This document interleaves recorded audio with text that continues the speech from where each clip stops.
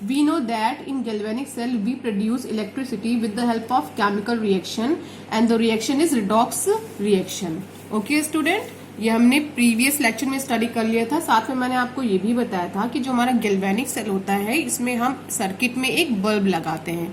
Bulb हम इसलिए लगाते हैं ताकि हमें ये क्लियर हो सके कि इलेक्ट्रिसिटी प्रोड्यूस हो रही है या नहीं। अगर इलेक्ट्रिसिटी प्रोड्यूस होगी तो ये बल्ब ग्लो करेगा, अदरवाइज ये ग्लो नहीं करेगा। ओके, तो यहाँ पर प्रीवियस लेक्चर में मैंने आपको एक बात और बताई थी कि स्टार्टिंग में जो हमारा बल्ब होता है वो 2 से 3 मिनट यानी 2 to 3 मिनट ही ग्लो करता है, उसके बाद वो बुझ जाता है यानी ग्लो करना बंद कर देता है। तो एक्चुअली इस प्रॉब्लम को कैसे सॉर्ट आउट किया गया और ये प्रॉब्लम एक्चुअली अराइज क्यों हुई ये आप जानिए। ठीक है, तो ये प्रॉब्लम अराइज बेटा इसलिए हुई थी कि हमने इस कंटेनर में क्या ले रखा था, ZnSO4 एज अ इलेक्ट्रोलाइट। यहां पर हमने ले रखा था CuSO4 एज अ इलेक्ट्रोलाइट। तो जब ZnSO4 को हमने एक्वस सोल्यूशन बनाया तो हमें क्या मिला था, Zn di positive plus SO4 di negative, और दोनों हमें क्या मिल रहे थे, एक ही हमें कैटायन मिला और एक हमें एनायन मिला। तो जितने भी मॉलिक्यूल्स इसमें थे उसमें नंबर ऑफ कैटायन और नंबर ऑफ एनायन क्या थे, सेम थे।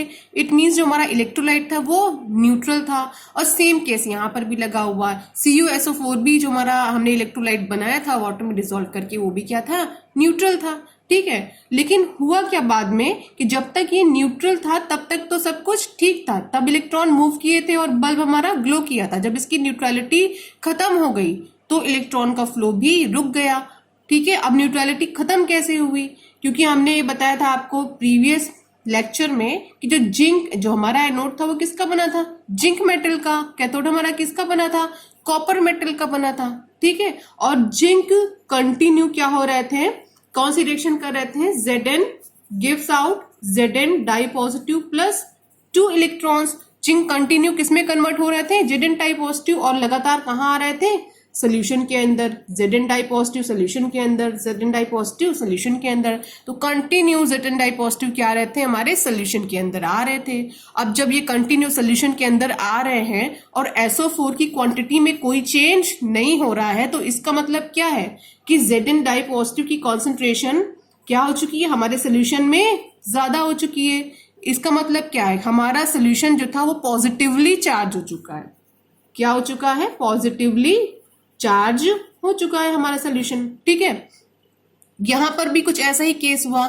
यहां पर रिएक्शन क्या हो रही थी, Cu डाई पॉजिटिव जो हमारा था वो उस 2 इलेक्ट्रॉन को लेकर के किस में कन्वर्ट हो रहा था, Cu में कन्वर्ट हो रहा था। तो यहां पर जितना Cu डाई पॉजिटिव है वो क्या कर रहा था, इससे 2 इलेक्ट्रॉन ले रहा था और किस में कन्वर्ट हो रहा था, Cu में कन्वर्ट हो रहा था। तो इस तरह Cu डाई पॉजिटिव की कॉन्सेंट्रेशन सोल्यूशन में कम होती जा रही थी। कॉन्सेंट्रेशन कम हो जाने की वजह से SO4 की कॉन्सेंट्रेशन क्या हो जा रही थी, बढ़ जा रही थी। भाई Cu डाई पॉजिटिव जब कम होने लग जाएगा तो ऑटोमेटिक SO4 की कॉन्सेंट्रेशन क्या हो जाएगी, इंक्रीज कर जाएगी। क्या हो रहा था, Cu डाई पॉजिटिव कम हो रहा था और SO4 की कॉन्सेंट्रेशन क्या हो रही थी, इंक्रीज हो रही थी। तो इस तरह जो हमारा यहाँ पर सोल्यूशन था वो क्या हो गया था, निगेटिवली चार्ज हो गया था। ठीक है, निगेटिवली चार्ज हो गया था और इस तरह से हमारे सोल्यूशन की जो न्यूट्रलिटी थी स्टार्टिंग में वो क्या हो गई, खत्म हो गई।